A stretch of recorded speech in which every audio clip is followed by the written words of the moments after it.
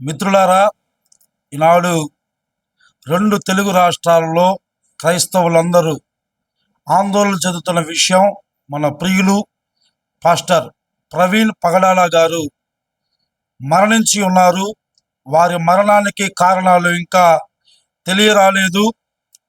అయితే ఈనాడు భారతదేశ వ్యాప్తంగా భారతదేశము ఇది ఒక లౌకిక రాజ్యము. భారతదేశంలో భారత రాజ్యాంగాన్ని మనకంటూ ఒకటి ఉన్నది. ఆ రాజ్యాంగంలో ఎన్నో ఆర్టికల్స్ ఉన్నాయి. ఎవరి మతాన్ని వారు స్వేచ్ఛగా ప్రకటించుకోవచ్చు అన్న ఒక ఆర్టికల్ కూడా ఉన్నది. కానీ ఈనాడు క్రైస్తవులకు స్వేచ్ఛ అనేది భారతదేశంలో లేదు. ఎందుకంటే ఈనాడు ఎంతోమంది మతోన్మాదులు క్రైస్తవ్యాన్ని కించపరుస్తూ, క్రైస్తవ్యాన్ని అవమానపరుస్తూ, ఎంతోమంది చర్చిలను తగలబెడుతూ, లేకపోతే జరుగుతున్న సేవా కార్యక్రమాలను భంగం చేస్తూ ఉన్నారు. క్రైస్తవం అంటేనే ఒక యేసుక్రీస్తు ప్రేమ క్షమాగుణం కలిగింది. క్రైస్తవులంటే అందరి క్షేమాన్ని కోరుకునేవారు. కానీ ఈనాడు క్రైస్తవ్యానికే మన దేశంలో స్వేచ్ఛ లేకుండా పోతుంది. మొన్న ప్రవీణ్ పగడాల గారు మరణించి ఉన్నారు. ఆయన ఒక మంచి దైవజనుడు. ఎంతో బోధల విషయంలో కానీ క్రైస్తవుల పట్ల కూడా ఆయన ఎంతగానో మంచి కార్యకలాపాలు చేసిన వ్యక్తిగా ఉన్నారు. మరి వారు మరణించి ఉన్నారు. వారికి కారణము ఇంతవరకు తెలియరాలేదు.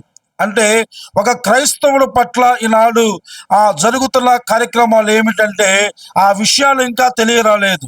అయితే ఈనాడు ఈ యొక్క మీడియా ద్వారాగా మేము చెబుతున్నది ఏంటంటే, క్రైస్తవులు అందరి క్షేమాన్ని కోరుకునేవారు కనుక క్రైస్తవులకు రాజ్యాంగం ఇచ్చిన విలువలు ఎప్పుడు కల్పించాలి, దానికి అడ్డుబండగా ఎవరు ఉండకూడదని మేము తెలియపరుస్తామని నాడు వారి యొక్క మరణాన్ని జ్ఞాపకం చేసుకుంటూ, వారి యొక్క ప్రవీణ్ పగడాల గారి యొక్క మరణాన్ని మేము జ్ఞాపకం చేసుకుంటూ వారి కుటుంబానికి మేము సానుభూతిని తెలియపరుస్తామని నాడు పల్నాడు జిల్లా వినుకొండ నియోజకవర్గంలో అన్ని ఫెలోషిప్ల పాస్టర్స్ అందరూ, నాయకులందరూ పాల్గొని క్రైస్తవ శాంతి ర్యాలీ నిర్వహించి ఉన్నాము.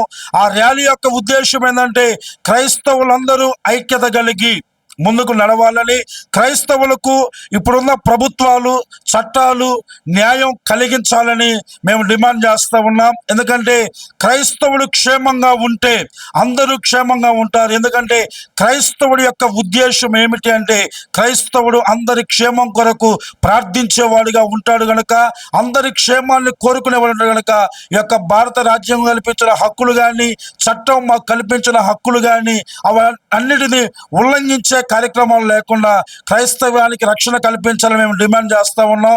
క్రైస్తవులందరికీ క్షేమాన్ని కల్పించాలని కోరుకుంటా ఉన్నాం. ఎందుకంటే ఈ జరుగుతున్న విషయాలు మేము చూస్తూ ఉంటే ఎన్నో చోట్ల మందిరాలను తగలబెడుతూ ఉన్నారు.